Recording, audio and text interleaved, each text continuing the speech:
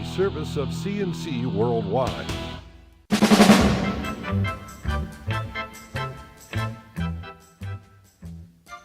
CNC Podcasts are a service of CNC News, brought to you by the Greece Chamber of Commerce, providing more than 800 member companies with business solutions since 1984.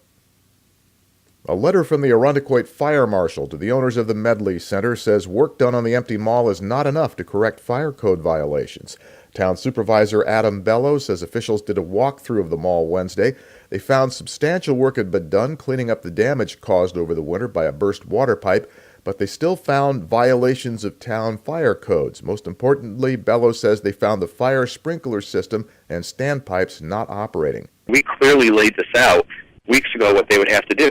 So it's frustrating that, it seems like here we are again, one more issue with Medley Center where either commitments are made and not followed through, or we're just not following the law. But, in my mind, enough is enough, which is why they're going to have to go to court. Supervisor Bello says Burson Properties and owner Scott Conjal are still expected to answer the original code violations in court next week. It's only been a couple of days since the snowpack melted off, but highway construction season is already underway. The State Transportation Department started issuing its daily work updates for Rochester area highway crews yesterday. Work is already underway along I-390 from Avon to Geneseo in Livingston County with lane reductions and slowdowns. More work was done yesterday on 590 at Norton, Route 441 in Penfield, and 390 at Kendrick Road, all involving lane closures. So here's a good time to remember to watch out for traffic slowing down, and especially for construction workers. The Rochester-Genesee Regional Transportation Authority has begun a series of public hearings around Rochester to explain and get comment from bus riders on upcoming route and schedule changes. Changes are coming because of the new downtown transit center, which will move RTS buses off Main Street. Passengers will transfer indoors instead of outdoors at Main and Clinton, but the buses will need time to travel through the building. The center opens in November, but some of the route changes are beginning as early as Monday.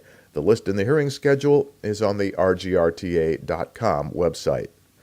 State Attorney General Eric Schneiderman is launching a statewide program to see every law enforcement officer in the state trained and equipped with the anti-heroin drug naloxone.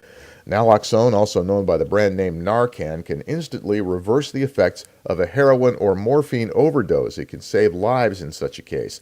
Federal and local authorities are reporting increases in overdose deaths as heroin has become cheaper than other street drugs.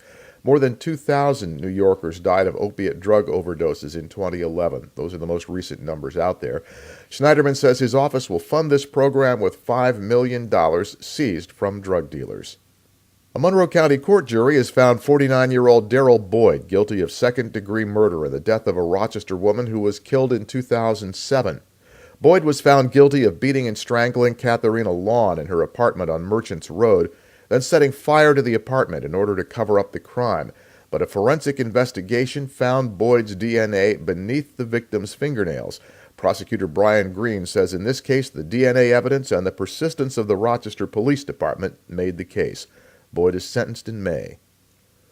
The Buffalo Bills say a process will be established at the appropriate time for sale of the team franchise. The Bills organization says controlling interest in the team now rests with Mary Wilson, widow of the late Ralph Wilson, who passed away last week.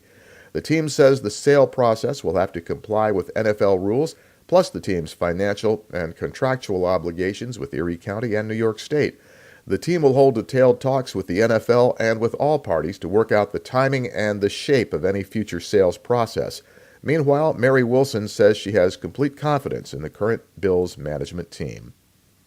Research done at the University of Rochester School of Medicine indicates hospitals that hold down the number of blood transfusions can reduce their infection rates by nearly 20%. Transfusions are one of the most common medical procedures for hospitalized patients. Doctors have been trained to think that they might help and they can't hurt. But Dr. Neil Bloomberg says he's finding the opposite is true. Dr. Bloomberg is Director of Transfusion Medicine at the UR Medicine Blood Bank, and he's a professor at the U of R Medical School. He's been investigating transfusion safety for 25 years. His research finds that donor blood introduced into a patient's body somehow suppresses the immune system functions, particularly the cells that fight off infections. Exactly how that works isn't clear, but Bloomberg says it's enough to show that limiting transfusions until they're medically necessary is a good idea. Your next CNC podcast is whenever you click on one of our pages and catch one. We update at least daily, and we'll try to keep doing that if this cold does not get any worse.